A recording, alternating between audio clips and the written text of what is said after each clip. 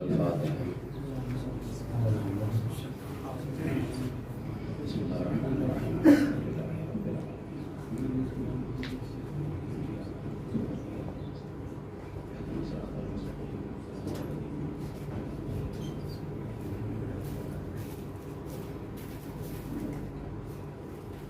لا حول ولا قوة إلا بالله العلي العظيم.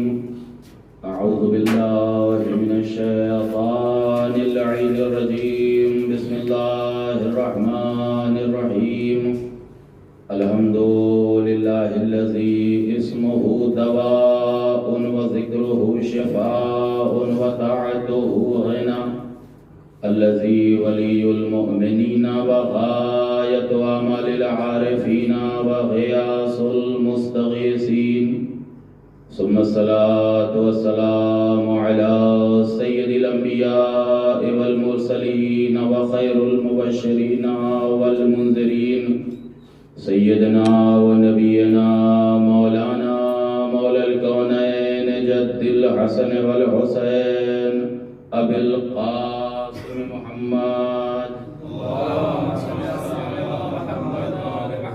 ثم الصلاة والسلام على أهل بيته الطيبين الطاهرين المعصومين المظلومين، ولعنة الله على أعدائهم أجمعين من يومنا هذا إلى قيام يوم الدين.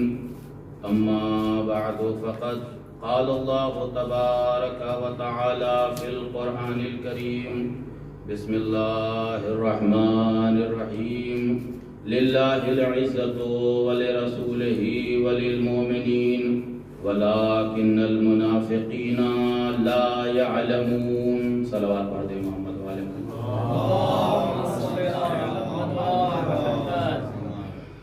آپ حضرات سے التماس ہے، ایک مرتبہ سورہ حمد اور 3 مرتبہ سورہ اخلاص کی تلاوت فرما کر مونی فیملی لاٹک فیملی اور اپنے تمام مرحومین کی روح کو حساب کرنا.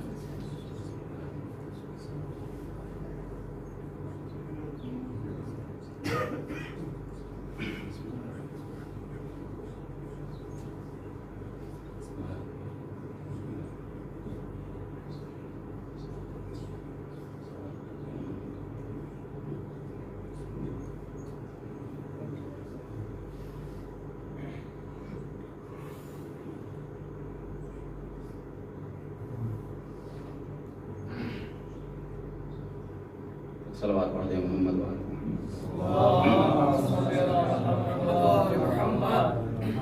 عزیزان گرامی قدر محترم اور معظم مومنین کرام،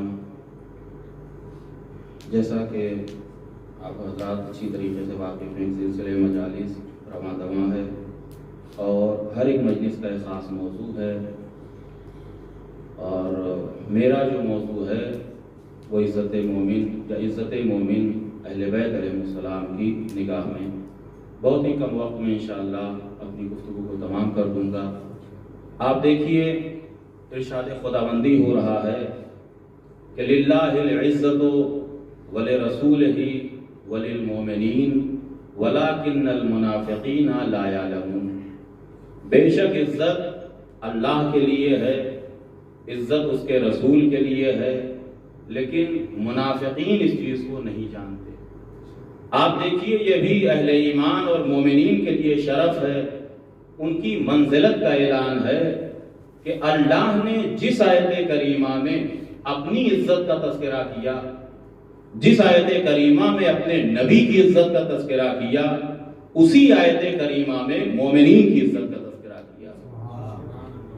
اور اسی آیت کریمہ کے ذریعے اللہ نے اہل ایمان کو تسلی دے دی، اہل ایمان کو ڈھارس دے دی، اہل ایمان کو سہارا دے دیا کہ یہ دنیا والے، یہ گندی سیاستیں کرنے والے، یہ تہمت اور الزام لگانے والے تمہارا کچھ نہیں بگاڑ سکتے، اس لیے کہ تمہاری عزت کا ضامن اللہ ہے.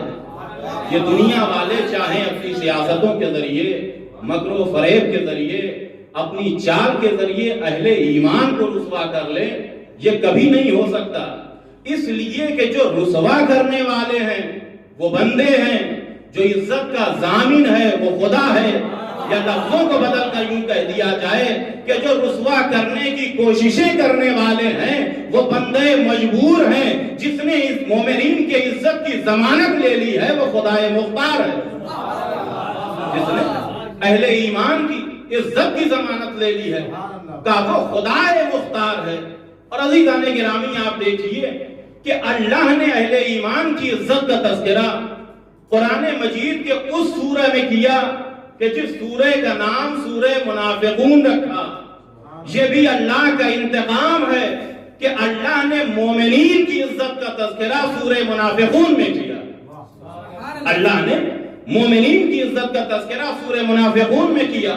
اور آپ دیکھیے یہ اہل ایمان، یہ مومنین، اللہ کے اوپر ایمان رکھنے والے، نبی کی نبوت اور اہل بیت علیہ السلام کی عصمت و طہارت کے اوپر ایمان رکھنے والے، یہ مومنین کس قدر معتبر ہیں، کس قدر محترم ہیں، کس قدر معظم ہیں۔ آپ دیکھیے کعبہ کیا ہے؟ کعبہ اللہ کا گھر ہے، کعبہ وہ مقدس مقام ہے، کعبہ وہ مقدس مکان ہے کہ جس کو حضرت ابراہیم و اسماعیل جیسے پاک و پاکیزہ نبی نے اپنے ہاتھوں سے تعمیر کیا۔ کعبہ وہ جگہ ہے کہ جس کے لیے اللہ نے قرآن مجید میں فرمایا کہ ان اول بیت وضع للناس للذی ببکۃ مبارکا وہدی للعالمین، ایسا مقدس خانہ کعبہ کہ جس کی مثال دنیا میں نہیں ملتی، دوسرا کوئی گھر ایسا نہیں ہے، دوسری کوئی دیواریں ایسی نہیں ہے، دوسرا کوئی مقام ایسا نہیں ہے۔ لیکن جب مومنین کی بات آ جائے تو امام صادق علیہ السلام فرماتے ہیں کہ حرمت المؤمن عند اللہ اعظم من حرمت الکعبہ، کہ اللہ کے نزدیک ایک مومن کی حرمت اللہ کے گھر خانہ کعبہ کی حرمت سے زیادہ مقدس ہے۔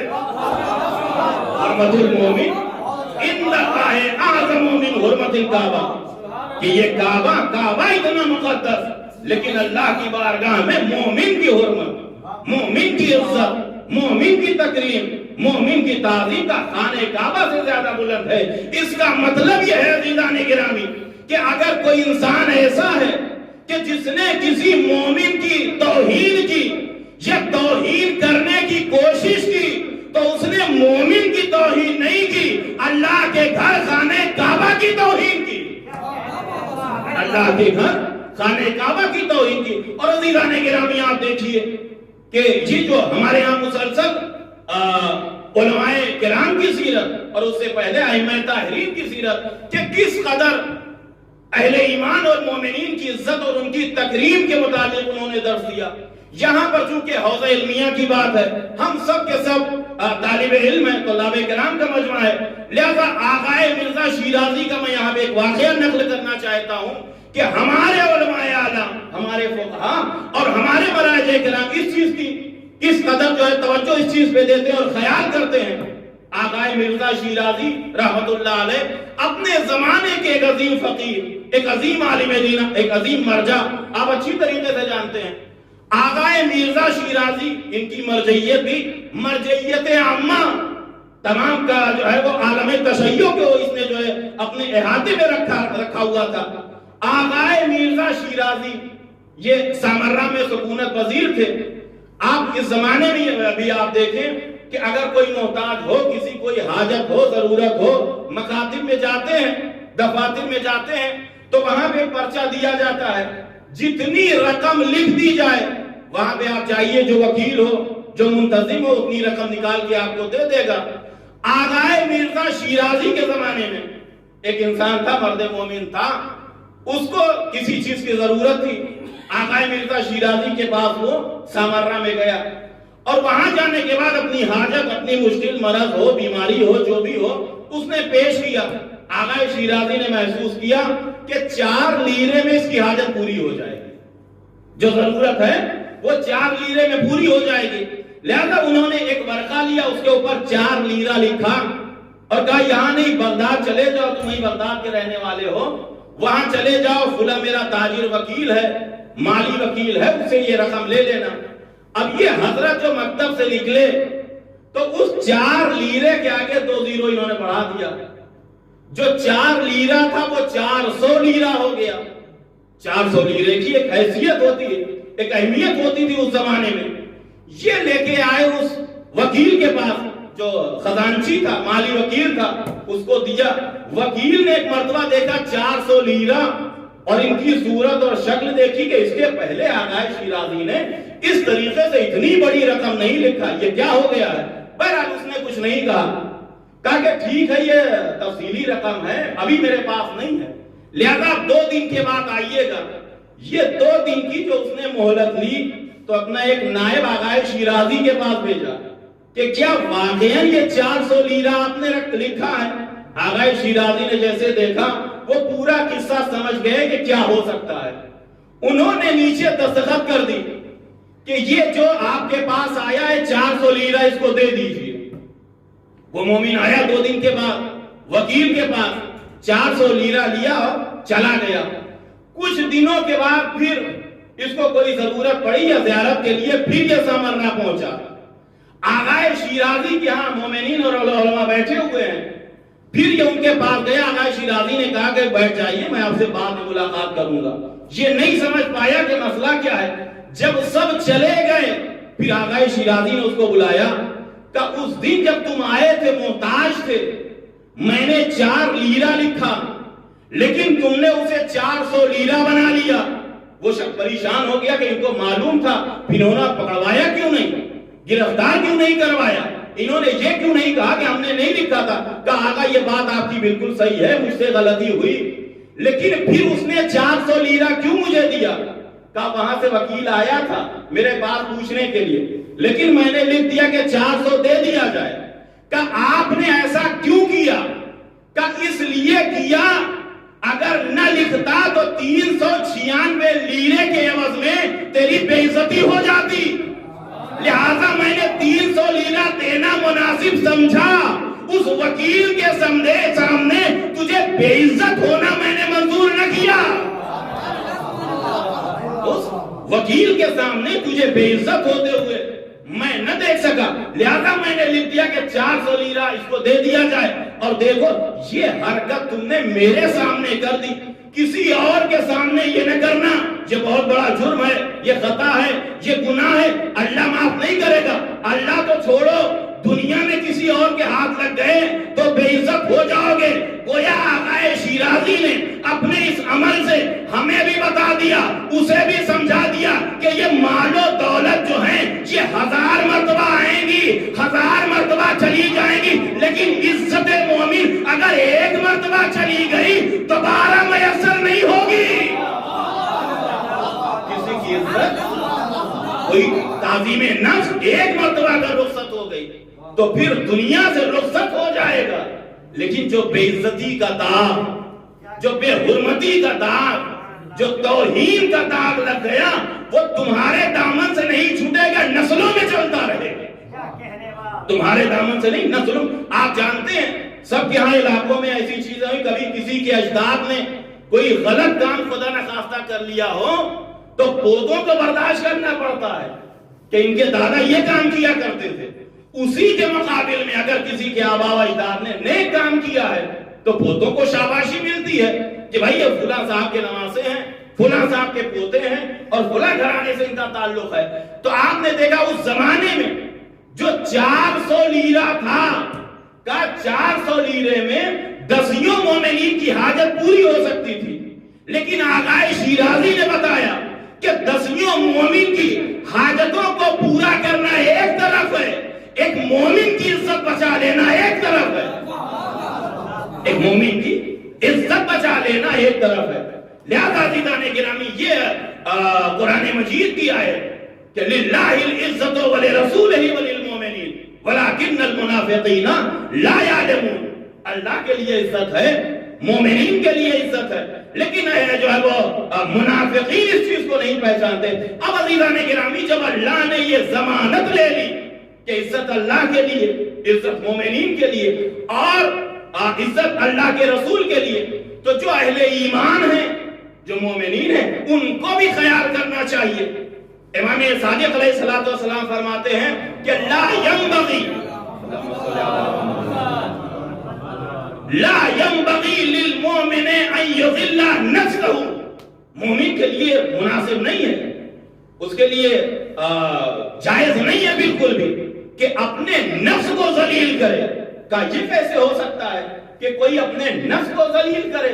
کہ ایسی بات نہ بولے جو ذلت کا سبب ہو، ایسا کام نہ کرے جو توہین کا سبب ہو، ایسی جگہ نہ جائے جو اس کی حرمت کے خلاف ہو، ایسی بات بولے جس میں عزت ہو، ایسی جگہ جائے جس میں عزت ہو، ایسا کام کرے کہ معزز بن جائے، ایسا کام کرے کہ معزز بن جائے اللہ کی نظر میں بھی، دنیا والوں کی نگاہوں میں بھی، اور اہل بیت علیہ السلام کی نگاہ میں بھی معزز بن جائے. مومن کے لیے لازم و ضروری ہے کہ اپنی حرمت کا خیال کرے، تعظیم نفس ہو اس کے اندر، اپنے نفس کی حرمت کا خیال ہو. ہمیں کیا کرنا چاہیے کیا نہیں کرنا چاہیے، اس لیے کہ عام انسان نہیں ہے، وہ مومن ہے، اس کا امیر علی ہے، وہ متقی ہے، اس کا امام علی ہے. لہذا خیال کرنا چاہیے. امیر المومنین، امام المتقین، عزیزان گرامی، علی ابن ابی طالب کی نسبت سے اپنے آپ کو کہ ہم ان کے چاہنے والے، ان کے متقی ہیں، وہ امام ہیں، ہم مومن ہیں، وہ امیر ہیں.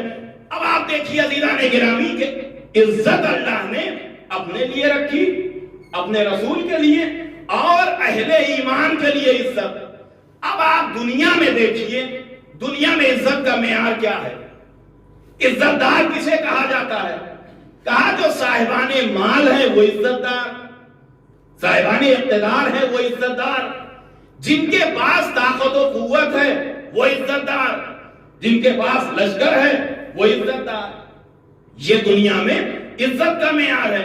کسی کے پاس مال ہے، دولت ہے، کہ یہ عزت والے ہیں، طاقت ہے، عزت والے ہیں، افراد ہیں، عزت والے ہیں. تو میں نے کہا بھائی اگر صرف مال کی وجہ سے کوئی عزت دار ہو سکتا ہے تو دنیا کا سب سے بڑا عزت دار قارون کو ہونا چاہیے.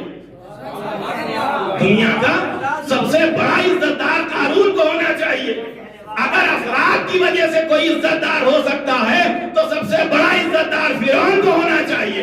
اگر طاقت کی وجہ سے کوئی عزت دار ہے تو کم از کم اس امت میں سب سے بڑا عزت دار عمرو ابن عبد الود کو ہونا چاہیے. اس کا مطلب یہ ہے کہ طاقت، دولت، مال، افراد یہ عزت کا معیار نہیں ہے، لیکن دنیا والوں کی نگاہوں میں یہ ساری چیزیں عزت کا معیار ہے. مالدار، طاقتور افراد والے اور صاحبان حکومت کا یہ عزت دار ہے. آئیے ان کے دروازے پر چلیں کہ عزتیں جن کے یہاں سے خیرات میں ملتی ہیں مولا کائنات کی بارگاہ میں، میرے آقا، میرے مولا، یہ دنیا والوں کی نگاہوں میں عزت، مال، دولت، اقتدار، طاقت ہے. اے میرے مولا، اگر مال و دولت، اقتدار، طاقت یہ چیزیں عزت کا معیار بن جائیں گی تو آپ کو، آپ کے چاہنے والے یہ کمزور مومنین رسوا ہو کے رہ جائیں گے. اگر دولت عزت کا معیار ہے تو چاہنے والے یہ غربا، آپ کے چاہنے والے رسوا ہو کے رہ جائیں گے. اگر اقتدار جو ہے عزت کا معیار ہے تو آپ کے ماننے والے یہ مساکین ذلیل ہو کے رہ جائیں گے. مولا آپ بتا دیجئے آپ کی نظر میں عزت کا معیار کیا ہے؟ عزت کیسے ملے گی؟ تو مولا کائنات نے آواز دی، اذا طلبت العزت فاطلبها بالطاعة. اگر تم عزت دار بننا چاہتے ہو تو اللہ کی اطاعت کرنا شروع کر دو. جیسے جیسے اللہ کی اطاعت کرنا چاہو شروع کر دو گے، اللہ کی بارگاہ میں معزز بنتے چلے جاؤ گے. جیسے جیسے تم اطاعت کرنا چاہو شروع کر دو گے اللہ کی بارگاہ میں، اذا طلبت العزت فاطلبها بالطاعة. اگر تم عزت چاہتے ہو، عزت طلب کرنا چاہتے ہو تو اللہ کی بارگاہ میں اطاعت کرو، اللہ کی بارگاہ میں فرما بردار ہو جاؤ. آپ دیکھیے عزیزان گرامی، یہ ہمارے تجربے کی بات ہے. بہت سے ہمارے علاقوں میں، ہمارے شہروں میں، ہمارے گاؤں میں ایسے مومنین ہوتے ہیں کہ جو ضعیف ہوتے ہیں، لاغر ہوتے ہیں، غریب ہوتے ہیں، لیکن اگر واقعاً وہ اللہ کی بارگاہ میں مطیع ہوتے ہیں، فرما بردار ہوتے ہیں، تو چاہے 500 آدمی فرش عذاب بیٹھے ہوں، کہ جب تک فلاں صاحب نہیں آ جاتے ابھی مجلس شروع نہ کریے. فلاں صاحب جب نہ آ جائیں مجلس نہ شروع کریے. اس لیے کہ کہیں بھی اگر مجلس ہوتی ہے تو وہ ضرور آتے آتے ہیں.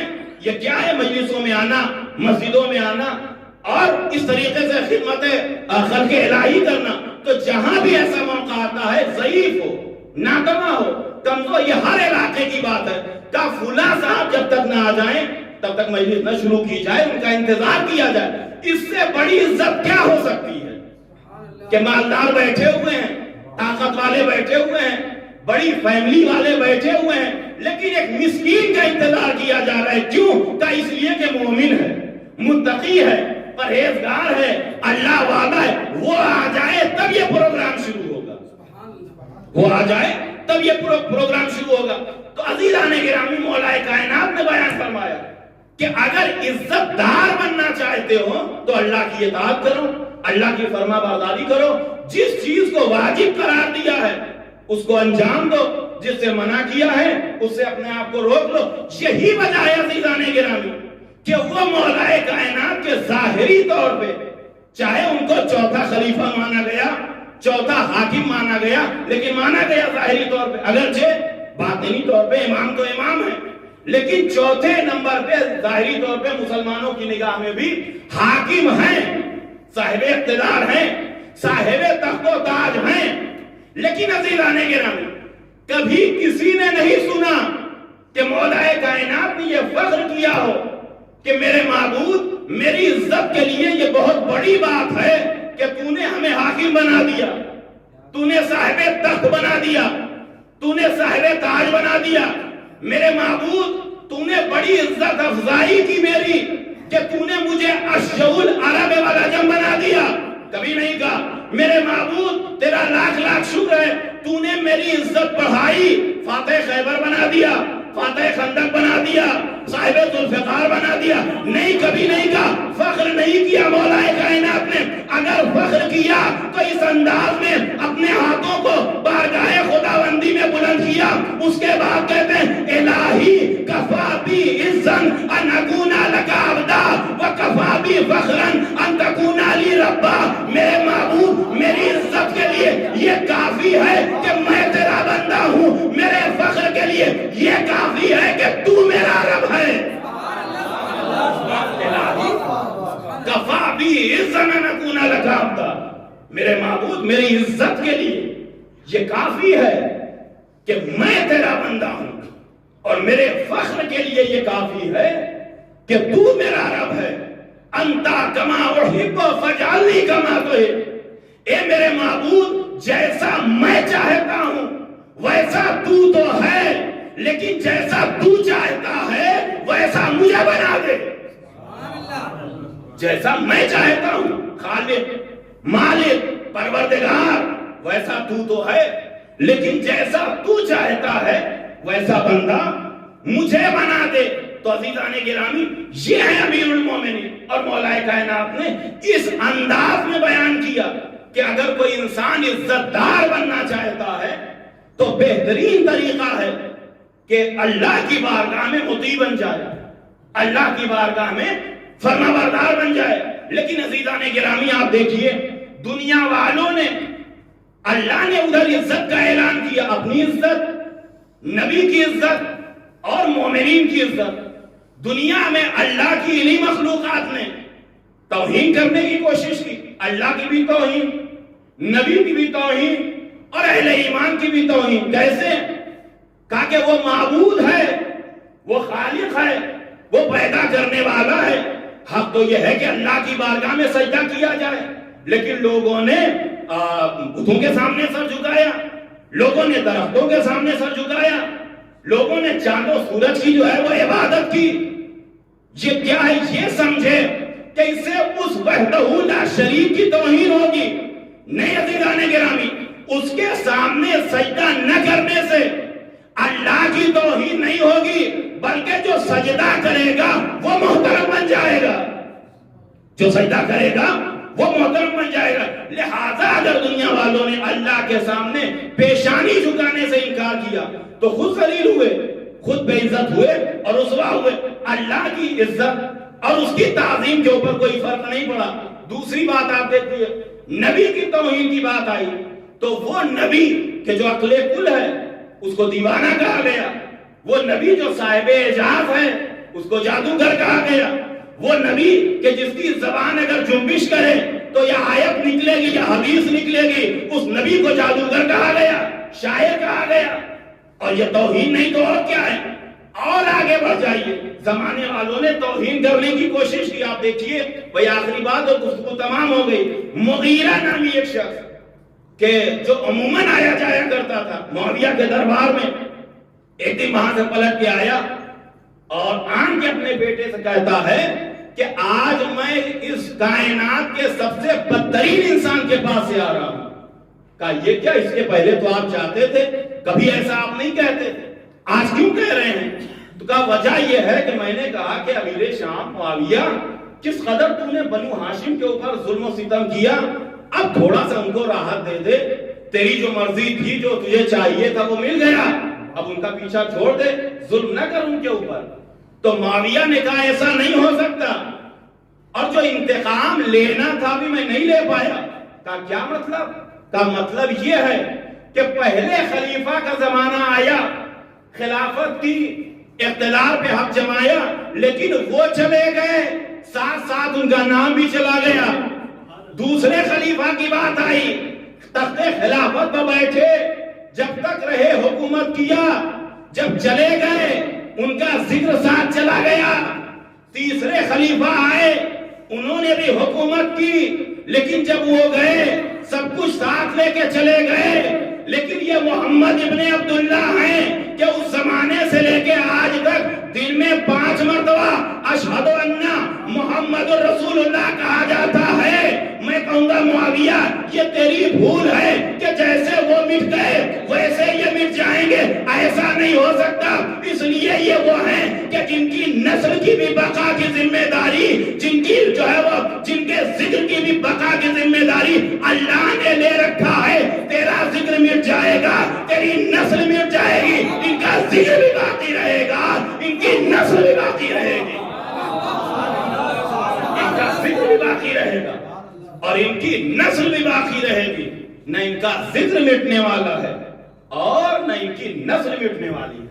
لہذا عزیزان گرامی, آج بھی اس زمانے میں بھی, اس دور میں بھی نبی کا نام زندہ, نبی کی آل زندہ, نبی کا ذکر زندہ ہے. اور مٹانے والے نہ جانے کہاں چلے گئے, کس وادی میں چلے گئے. توہین کرنے والے نہ جانے کہاں گم ہو گئے. لیکن جن کا ذکر ہونا چاہیے تھا وہ ابھی بھی موجود ہیں. بھائی منبر ہے, بیٹھنے والے ہیں. ایک زمانہ وہ تھا کہ جب منبروں پر شان علی ابن ابی طالب میں توہین کی جاتی تھی, توہین کرنے والے بھی چلے گئے, ساتھ ساتھ ان کا لکڑی کا ڈھانچہ بھی چلا گیا. لیکن 1400 برس سے آج وہ منبر باقی ہے کہ علی کا ذکر ہو رہا ہے. جس نے علی کی شان میں توہین کرائی اپنی قبر کے جہنم میں سو گیا, لیکن علی کا روضہ آج بھی چمک رہا ہے, قیامت تک چمکتا رہے گا. علی کا روضہ قیامت تک چمکتا رہے گا. جنہوں نے ان کا ذکر مٹانا چاہا وہ ختم ہو گئے, وہ مٹ گئے. اہل بیت کا تذکرہ جنہوں نے دبانے کی کوشش کی وہ ختم ہو گئے. لیکن یہ اہل ایمان آج بھی باقی ہے. آپ دیکھیے بنو عباس کا اکثر جو اقتدار اور مرکز رہا وہ سامرہ رہا, اور وہاں پہ متوکل وغیرہ کی قبریں وہیں پر تھیں. ابھی نہ جانے کیا حال ہے. بنو عباس کے افراد میں سے, ان کی نسل میں سے ایک شخص جو سامرہ گیا, اور جب سامرہ وہ پہنچا تو اس کے ساتھ کچھ افراد بھی تھے, پورا لشکر تو نہیں لیکن کافی تعداد میں لوگ موجود تھے. جب امامین عسکرین کے روزے پر گئے تو کیا دیکھا کہ روزہ چمک رہا ہے, مومنین ہیں, نمازیں پڑھ رہے ہیں, زیارتیں کر رہے ہیں, دعائیں کر رہے ہیں, فاتحہ پڑھ رہے ہیں, اور ایک پر رونق منظر ہے. وہاں سے ہٹ کے اس نے کہا چلو اپنے آباء و اجداد کے یہاں بھی چلتے ہیں, وہاں بھی نظارہ کرتے ہیں. جب وہاں پہنچے تو بڑی مشکل سے ڈھونڈ کے نشانے قبر ملا. جو ساتھ میں تھے انہوں نے کہا کہ یہ آپ کے آباء و اجداد جو تھے یہ ملوک تھے, بادشاہ تھے, ان کے ہاتھ میں اقتدار و اختیار تھا, لیکن ان کی نشان قبر بھی نہیں. اور یہ جو سادات ہیں इमामैन अस्करियैन की तरफ रुख करके कहा कि ये वो लोग हैं कि जो तुम्हारे आबा व अजदाद के यहाँ कैदी की जिंदगी गुजारते थे, जो असीर की जिंदगी गुजारते थे, इनका रोजा इतना शानदार है, आखिर इसकी वजह क्या है? तो अजीजाने गिरामी, हक वही है जो सर चढ़ के बोले। पोता है बनु अब्बास का, इशारा किया इमामैन अस्करियैन की तरफ और उसके बाद कहता है हाउलाई सादा कानू अलल हक व आबाई कानू अलल बातिल। ये सादा हक पे थे, अभी भी जिंदा हैं, हमारे आबा व अजदाद बातिल पे थे, जिंदगी में भी मुर्दा थे, मरने के बाद भी मुर्दा हैं। ये हमारे आबा व अजदाद बातिल पे थे, इसलिए मिट गए, इसलिए खत्म हो गए। मैं कहूंगा ए आले बनी अब्बास, इख्तियार था वो खत्म हो गया, लेकिन तुम्हारे पास भी अभी माल है, दौलत है, रोजे तो बनवा सकते हो, जरीहे बनवा सकते हो, जालियां बनवा सकते हो, हरम बनवा सकते हो, क्यों नहीं बनवा देते? अजब नहीं जवाब दे कि रोजे तो बनवा दूंगा, लेकिन ऐसे मुखलिस ज़ायरीन कहां से लाऊं? मैं रोजे तो बनवा दूंगा, लेकिन ऐसे मुखलिस ज़ायरीन कहां से लाऊं? तो अजीज़ाने गिरामी, ये अल्लाह का एक निजाम है कि अल्लाह ने अहले ईमान को इज्जत अता की, अल्लाह ने अहले तकवा को इज्जत अता की। तो जब अहले ईमान की इज्जत की जिम्मेदारी अल्लाह के ऊपर, तो अमीरुल मोमिनीन, जब अहले तकवा की इज्जत की जिम्मेदारी अल्लाह के ऊपर, तो इमामुल मुत्तकीन की इज्जत की बात कौन कर सकता है? यही वजह है अज़ीज़ाने गिरामी, आप देखिए कि करबला के मैदान में एक तरफ 72 थे और दूसरी तरफ कई लाख लोग थे, और इधर तो 72 कत्ल हुए, उधर लाखों की तादाद में कत्ल हुए। लेकिन ये अल्लाह का करिश्मा है कि 72 की निशानियां आज भी मौजूद हैं। लाखों जो कत्ल हुए कहां दफन किए गए किसी को खबर नहीं, वो लाखों कहां दफन किए गए किसी को नहीं मालूम। ये 72 वो थे कि जिनका जनाजा 3 दिन तक करबला की जमीन पर पड़ा रहा, बइजाज़े इमामत इमाम ने दफन किया, लेकिन आज भी उनका निशाने कब्र मौजूद है। और वो लाखों कि जिनके पास इख्तियार था, इख्तियार था, फौज थी, वो कहां उनका निशाने कब्र है? कब करबला में दफन हो या करबला के बाद, न उस जमाने में कोई उनकी निशानी थी और न आज भी निशानी है। अज़ीज़ाने गिरामी, ये क्या है? ये अल्लाह का निजाम है, ये अल्लाह का वो वादा है कि अल्लाह ने अहले ईमान को इज्जत बख्शी है। दुनिया ये समझ रही थी कि हाथों में हथकड़ियां पिन्हा के रुसवा कर देंगे, कदमों में बेड़ियां डाल के रुसवा कर देंगे, और बेमखनाओ चादर इनको बाजारों में फिरा के रुसवा कर देंगे। लेकिन हथकड़ियां पिन्हाने वाले रुसवा हुए, हथकड़ियां पहनने वाले रुसवा नहीं हुए। बेचादर बाजारों में जाने वाले मुअज़्ज़ज़ हुए, बेचादर ले जाने वाले अल्लाह की बारगाह में भी रुसवा हुए, लोगों के सामने भी रुसवा हुए। यही तो वो वजह थी अज़ीज़ाने गिरामी कि जब बाज़ार शाम में यह काफिला पहुंचा, सैयदुल शुहदा का सर नौके नेज़े पर है, तमाम शुहदा के सर नौके नेज़े पर सजे हुए हैं, और चौथे इमाम बीमारे करबला सैयदे सज्जाद हैं कि हाथों में हथकड़ियां, पैरों में बेड़ियां और गले में खारदार तौफ पड़ा हुआ है। इमाम बाज़ार शाम में चले जा रहे हैं कि ऐसे मौके पर एक हाफिज़े कुरान आया, और आने के बाद कहता है कि अल्लाह का लाख लाख शुक्र है कि उसने तुम्हें इस वक्त में पहुंचा दिया, इस मंजिल पर पहुंचा दिया कि तुम्हें बेड़ियां, हथकड़ियां और खारदार तौब पहनना पड़ा। अजीजों, ऐसे वक्त पे कि जब तरह तरह की मुसीबतें हों, ऐसे जुमले कोई कह दे तो शायद तीर और तलवार से ज्यादा तकलीफ ऐसे जुमलों से होती है। लेकिन अल्लाह रे सैयद साबिरीन, अल्लाह रे इमाम सज्जाद, जनाबे सैयद सज्जाद ने कुछ कहा नहीं, बल्कि कहा ए भाई, तू तो हाफिज़े कुरान है, क्या तूने कुरान मजीद में ये आयत नहीं पढ़ी कि कुल्ला अस्अलुकुम अलैहि अजरन इल्लल मवद्दता फिल कुर्बा? उसने कहा इस आयत से तुम्हारा क्या रिश्ता है? क्या तुम कुरान पढ़ना जानते हो امام نے فرمایا کہ جن کی محبت کو اللہ نے رسالت کی اجرت قرار دیا ہے وہ نبی کا خانوادہ ہم ہی ہیں۔ پھر امام نے فرمایا کہ کیا تو نے قرآن مجید میں اس آیت کی تلاوت کی ہے کہ انما یرید اللہ لیذھب عنکم الرجس اہل البیت ویطہرکم تطہیرا؟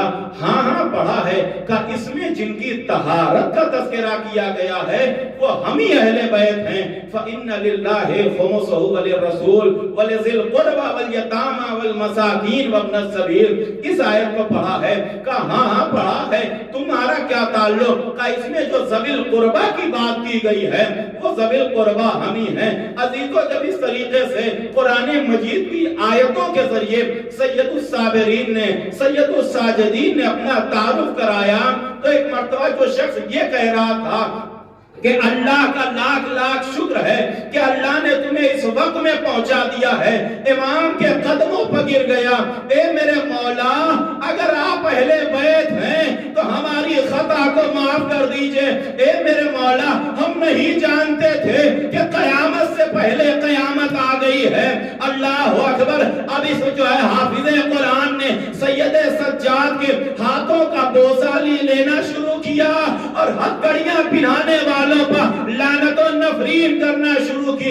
جب دشمنوں نے یہ منظر دیکھا تو اس سپاہی کو، امام کے اس مرتبہ عاشق کو ایک مرتبہ قتل کرنے کے لیے لے گئے اور وہ وقت آیا کہ اس عاشق امام کو قتل کر دیا گیا۔ عزادارو، یہی بازار شام ہے کہ جب یہ قافلہ داخل ہوا تھا تو ایک مرتبہ چاروں طرف سے لوگوں کا ہجوم تھا۔ جناب زینب کے جو کربلا سے کوفہ اور کوفے سے شام تک، جناب زینب نے شمر سے کچھ نہیں مانگا تھا، شمر کو قریب بلایا اور کہا اے شمر تو مجھے جانتا ہے کہ میں کون ہوں، میں علی کی بیٹی ہوں، میں فاطمہ کی جائی ہوں، اے شمر کربلا سے لے کے یہاں تک علی کی بیٹی نے تجھ سے کچھ نہیں مانگا ہے، اے شمر بس دیکھ اگر تو یہ نہیں مانتا کہ میں علی کی بیٹی نہیں ہوں تو نہ مان، اگر تو مجھے نبی کی نوازی نہیں مانتا تو نہ مان، دیکھ اگر میرے بابا سے تجھے کوئی اذیت ہو گئی ہے تو تو نے میرا بھرا گھر اجاڑ دیا ہے، میرے بھیا کو ذبح کر دیا ہے، اب دیکھ تیرا بدلہ پورا ہو گیا۔ اور دوسری بات یہ ہے کہ تجھے اچھی طریقے سے معلوم ہے ہم خانوادہ رسالت، ہم نے کبھی بھی کسی کی بہو بیٹیوں کی توہین نہیں کی ہے، ہم نے کسی کو رسوا نہیں کیا ہے، لہذا ہمیں رسوا نہ کر۔ دیکھ دو باتیں میری مان جا یا دو میں سے ایک مان جا۔ کہا کیا بات ہے؟ کہا پہلی بات یہ ہے کہ جو ہمارے ہاتھ پسے پشت بندھے ہوئے ہیں یا تو ہمارے ہاتھوں کو کھول دے یا جو نونوں کے نیزے پر یہ سر بلند ہے ان سروں کو آگے بڑھا دے تاکہ نامحرموں کی نگاہیں سروں کو دیکھنے میں مصروف ہو جائیں اور ہم نبی کی بیٹیوں کو یہ نامحرم نہ دیکھنے پائیں۔ عزادارو، آپ کیا سمجھتے ہیں کہ شمر نے اتنا احسان کر دیا ہوگا؟ نہیں نہیں عزادارو، یہ ملعون دور گیا جو نیزہ بردار تھے ان سے جا کے کہتا ہے نیزوں کو آگے نہ لے جانا، بیویوں کے ہجوم میں نیزہ لے کے آ جاؤ تاکہ بیویوں کو اذیت ہو سکے۔ یہ جو نامحرم ہے بیویوں کی توہین کر سکے۔ ہاں عزادارو، آپ جانتے ہیں ہمارے یہاں بھی جب کسی کا انتقال ہو جاتا ہے، اگر کسی کے جوان بیٹے کا انتقال ہو گیا، کسی کے بھائی کا انتقال ہو گیا تو جو بیٹے کی نشانی ہوتی ہے نشانیوں کو چھپا دیا جاتا ہے، اس لیے کہ ماں نشانی کو دیکھ کے برداشت نہیں کر پاتی۔ اگر کسی کا جوان بھائی مار ڈالا گیا اس کی نشانیوں کو چھپا دیا جاتا ہے، اس لیے کہ بہن یا بیٹیاں نشانیوں کو دیکھ کے برداشت نہیں کر پاتی۔ ہائے رے رباب، ہائے رے زینب، ہائے رے سکینہ، ہائے رے ام لیلہ کے سامنے کبھی وہ جو ہے علی اکبر کا سر ہے، رباب کے سامنے علی اصغر کا سر ہے، ارے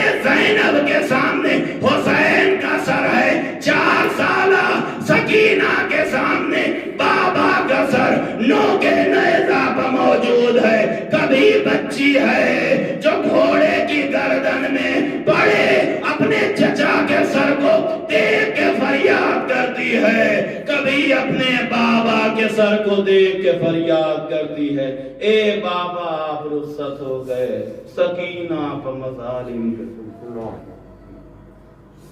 الا لعنت اللہ علی القوم الظالمین وسيعلم الذين ظلموا أي منقلب ينقلبون إنا لله وإنا إليه راجعون رزقا بقضائه وتسليما لأمره إلهي بحق الزهراء وأبيها وبعلها وبنيها سر المستودع فيها پروردگار تجھے واسطہ محمد والے محمد کا ہماری اس مختصر سی عبادت کو قبول فرما۔ پروردگار تجھے واسطہ محمد والے محمد کے ہم سب کو زیادہ سے زیادہ عبادت و اطاعت کرنے کی توفیق عطا فرما۔ پروردگار تجھے واسطہ محمد والے محمد کا جتنے بھی مومنین و مومنات اس دنیا سے رخصت ہو چکے ہیں، خصوصاً ہم سب کے جو مومنین ہم کے درجات کو بلند فرما، ان کے گناہوں کی مغفرت فرما۔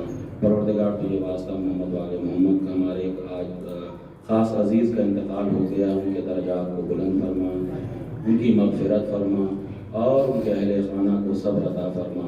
پروردگار تجھے واسطہ محمد والے محمد کا جن مومنین کے ایصال ثواب کے لیے یہ مجلس منعقد کی گئی ہے، ان کے گناہوں کو معاف فرما، ان کے درجات کو بلند فرما۔ پروردگار تجھے واسطہ محمد والے محمد کا ہمارے آخری ایمان کے ظہور میں تعجیل فرما اور ہم کو اس قابل بنا دے کہ ہم ان کے ناصرین میں شمار ہو سکیں۔